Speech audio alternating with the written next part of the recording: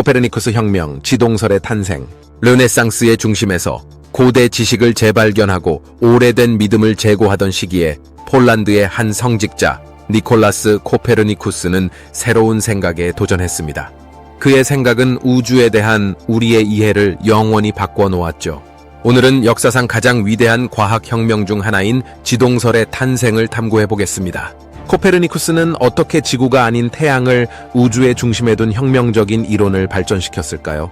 그리고 이 단 하나의 생각이 어떻게 과학, 철학, 인류 역사에 엄청난 변화를 일으켰을까요?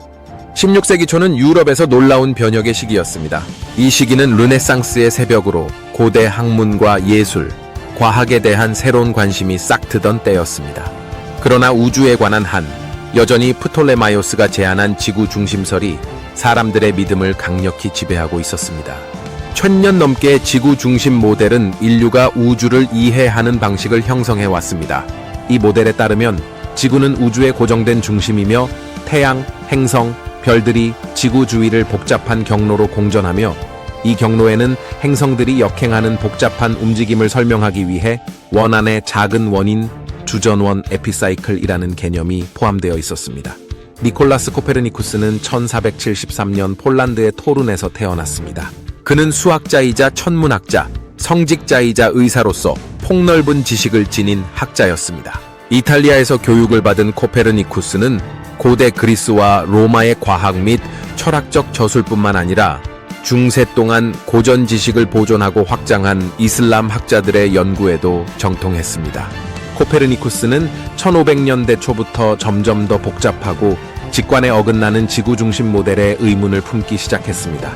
그는 혹시 더 간단한 설명이 있을지 고민하게 되었습니다. 고대 텍스트를 연구하던 중 코페르니쿠스는 태양 중심, 즉 태양을 우주의 중심으로 놓는 우주 모델을 제안한 고대 그리스 철학자 사모스의 아리스타르코스의 생각을 발견했습니다. 이 혁명적인 아이디어에서 영감을 받은 코페르니쿠스는 태양이 지구가 아닌 우주의 진정한 중심일 가능성을 생각하기 시작했습니다. 그는 이러한 접근법이 행성들의 복잡한 움직임에 대해 더 간단하고 우아한 해결책을 제공할 수 있다고 믿었고, 이를 바탕으로 자신의 모델을 발전시키기 시작했습니다. 결국 그는 코페르니쿠스 혁명으로 알려지게 될 이론을 발전시켰습니다.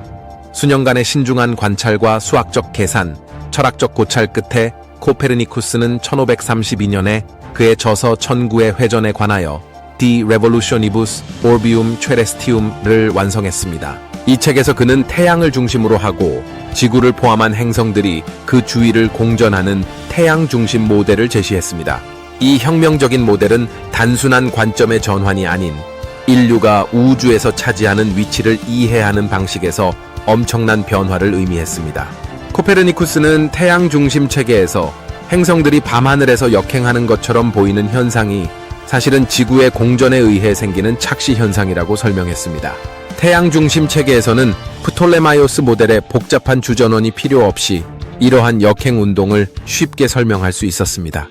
혁신적이었던 그의 이론에도 불구하고 코페르니쿠스는 자신의 저서를 출판하는 것을 주저했습니다. 그는 특히 지구 중심 모델을 지지하는 가톨릭 교회의 반발을 염두에 두고 있었습니다. 성직자로서 그는 전통적 세계관에 도전하는 것이 큰 논란을 일으킬 것임을 잘 알고 있었습니다. 그럼에도 그는 친구와 제자들의 권유에 힘입어 마침내 자신의 저서를 세상에 공개하기로 결정했습니다. 1543년 죽음의 순간에 천구의 회전에 관하여의 첫 번째 인쇄본이 그의 손에 전달되었습니다. 이는 곧 코페르니쿠스 혁명의 시작을 알렸습니다. 처음에는 코페르니쿠스의 태양 중심 모델이 저항과 회의에 부딪혔습니다. 많은 학자와 신학자들이 그것을 터무니없거나 이단으로 치부했습니다. 그들은 인류가 움직인다는 감각이 전혀 없는데 어떻게 지구가 움직일 수 있겠느냐고 반문했습니다.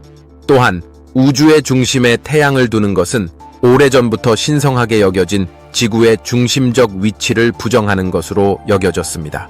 그러나 코페르니쿠스의 저서는 점차 학자들 사이에서 논의되기 시작했고 유럽 전역에 걸쳐 학문적 토론과 논쟁을 촉발했습니다. 이후 수십 년 동안 그의 생각은 요하네스 케플러와 갈릴레오 갈릴레이와 같은 새로운 세대의 천문학자들에게 영감을 주며 태양 중심 모델을 더욱 확장하고 개선할 수 있는 기반이 되었습니다.